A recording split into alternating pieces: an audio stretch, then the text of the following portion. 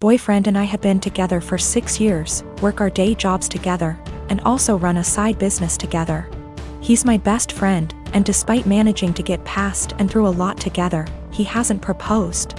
His family is starting to pressure us to get married, but he said he hasn't decided yet. He has said that he wants to get married and have a ton of kids, so what he means is, he hasn't decided if he wants to marry me. My ego is a little hurt. What else does he need to know that he hasn't already learned in almost 7 years? Is indecision the same thing as a decision in this case? We both started therapy separately very recently to work through some trauma and cope with anxiety. I don't know if I should wait to see if he'll come to kind of epiphany in therapy, or if I should leave and save the decision for him. I love him a lot, and for a long time I saw a future with him. But recently I'm starting to accept signs that he just doesn't love me as much as I love him. How do I know if he loves me or if he just doesn't want to be alone? We don't live together, we won't live together until we are married. He has stayed over for extended periods of time, so we're mostly familiar with each other's habits. We are from different cultures, but I still come from a traditional family, so we have a lot of the same values. I just consider myself to be more independent. I am very uncomfortable with the idea of an ultimatum. I don't like the idea of forcing someone to make a decision out of fear or because they're backed into a corner. My communication skills are something that I'm pretty proud of, to be honest, but it's something that he struggles with. And that's one thing he wants to work on in therapy.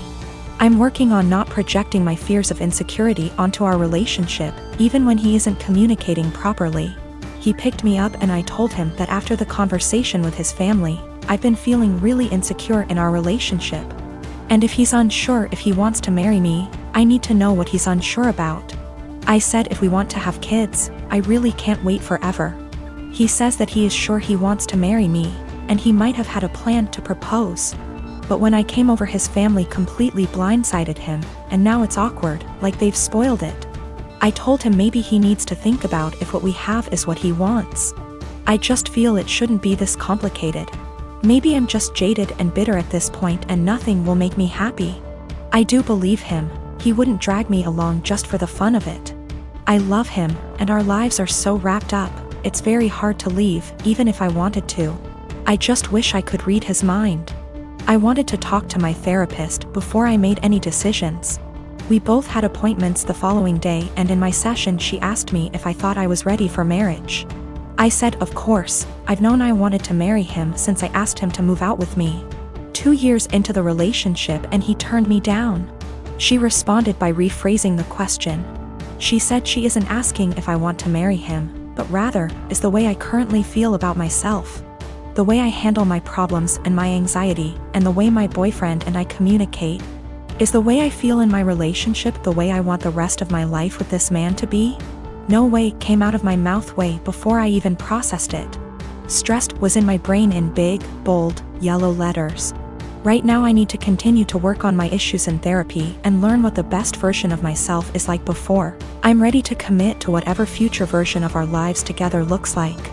I've only been going for 2 months so far, and I've already seen a huge improvement in my ability to handle stress and my self-worth. I have a cousin by marriage, husband's cousin, that's 22 and dying of cancer. It was always her dream to marry and be a mom, and now that's not going to happen. It's hard on everyone. She has a much older fiancé, 30 years, and they had a symbolic wedding so she could have the experience. They started looking for ways to get access to a baby that she could take care of and experience some level of child care that way. But with 2020 and ethics in general, there's not a lot of ways to do that safely. My husband and I have the first and so far only children of our generation, who are 10 months and 23 months old.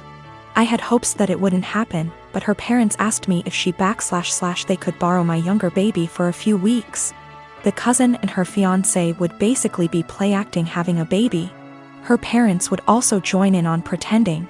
There would be photo shoots and everything. This makes me really uncomfortable. It's really creepy. I cannot understate how creepy I think this is. I know that her not getting to live her dreams is sad, but I don't think this is the answer. I'm worried it will be traumatic for my baby. She's almost a year old and will, well, notice that her entire family will just vanish overnight for what will seem like forever. She's also still nursing, and they don't really seem to care about this factor. I'm really worried about problems down the road. This is setting a dangerous precedent of my child living under other guardianship. Her parents will have time to get attached, and they could try to use that for familial pressure if not legally. Her fiancé is also a wild card in that regard. I said no, and my husband's entire family is hounding us about this because her time is running out and it's time sensitive. They say we're being selfish. They say that we could use this as a free vacation and bond with our older child because I popped them out so close together. They want to compromise now by letting me come by a few times a day to bring milk. We still don't want to do this. Yesterday afternoon, we got an email from the cousin's parents offering actual dollar amounts for us to agree. We got enough from that to file a police report and at least get the threat in writing. We also had a call with my husband's parents and his siblings to basically clear the air. Apparently what they were telling people they asked for and what they were actually asking for were very different. Everyone on that call now had them blocked on social media except for mother-in-law, because of the cousin. I am a 39-year-old male, and I lost my late wife 6 years ago. I have a 16-year-old son, Daniel, and I recently got engaged to my fiancé of 2 years. Her mom and I aren't on good terms because of how she behaves. She's a controlling, self-centered, Dolly Parton wannabe. I learned to ignore, but she's been annoying Daniel and criticizing his personality regularly. He's a private kid and still hasn't gotten used to the new family dynamic, but he's in therapy and is doing fine. She keeps diagnosing him left and right, calling him antisocial, autistic and other crap. Fact is, Daniel is a shy, well-mannered kid, but people confuse that with being antisocial. Mother-in-law tried several times to force Daniel to open up by embarrassing him with personal questions on family dinners and test his personality type. I've realized the effect her behavior had on Daniel, so I gave him the choice to no longer be in the same room / house as mother-in-law, and he appreciated this a lot. Mother-in-law didn't like that Daniel kept his distance and no longer visits and kept ing about how spoiled he will become for her daughter to deal with. I told her to stop bringing it up, but she cried, "I'm just doing this for Danny." Last week she visited unexpectedly, wanting to say hi to Daniel. After Daniel greeted her, he went into the bathroom and she went into the living room with my fiancé. I was in my bedroom when Daniel came and said his journal was gone. We looked for it but didn't find it. I asked my fiancé, who was alone in the kitchen, but didn't see it. I paused for a second to ask where mother-in-law was. My fiancé said in the living room, but I saw her coming down the stairs. I asked where she was. She said the bathroom. I saw her purse in hand, so I bluntly asked if she took Daniel's journal. She looked offended and called for my fiancé when I insisted to see inside her purse. She wanted to leave, but I didn't let her. Fiancé told me to stop it, but I insisted, and the journal was there.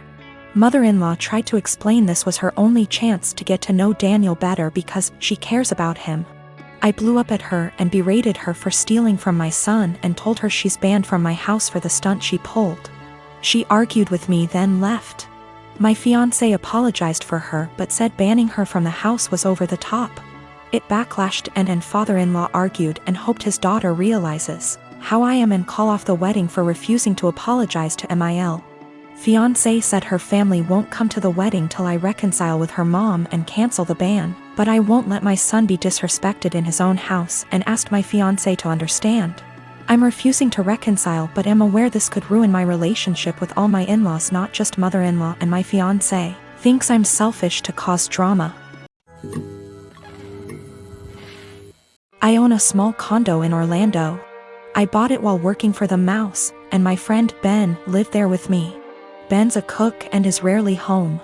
He has a large room that is accessible from outside and attached bathroom that locks to the rest of the house. Well, I got a different job, got engaged to my partner, and moved a few hours away. We kept the condo as a place to stay when we visit the parks. And we agreed with Ben that he could continue living there as long as he paid all the utilities and maintained the place. Our friends use it too. They pay a bit for utilities, are told don't bother Ben, and clean before they leave. Between everyone who uses it, we've gotten stuff donated, so it's now a fully stocked vacation home. My immediate family and I have a bad history, but we mended. They've used the condo 3/4x a year. On Monday, Ben got woken up at 2 a.m. by hammering on the main door. My aunt and uncle, their kids, and their grandkids were all there waiting to be let in. I haven't spoken to these people in years after they decided I was the devil's spawn for being gay. They demanded that the caretaker give them the keys. Ben called me. I told him to give them my number, then shut and lock the door and not let them in. My aunt was insistent that my condo was actually owned by my family. It was the family vacation home. And it was against the law to not let them in. I told her no, it was mine, I own it and I let friends and family use it, but I choose who stays there. There was a lot of back and forth and some petty name calling. She said they were here for a week, where were they supposed to go, and I said I don't care. Meanwhile, my partner reported that Ben texted them saying my uncle was attempting to kick in the door. I said tell him to call the police. She hung up on me and Ben said they left. In the morning I got a phone call from my mom trying to convince me to let them stay.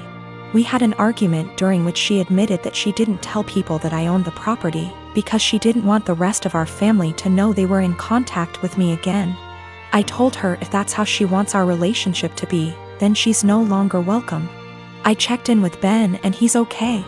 Today my aunt sent several texts asking to stay at the house because they hadn't accounted having to pay for a hotel, and they had planned to just buy groceries and use the kitchen. I told her no. She said they were about to be out on the street with their luggage. She called me cruel and heartless and that I was ruining Disney for the kids. That made me hesitate, probably because I worked for the mouse. I know that particular family line has very little money. Yet I find it hard to believe someone would plan a whole vacation without accounting extra funds for it. But the kids are really young. I'm so furious over the homophobia that it feels like a point of pride to deny them access.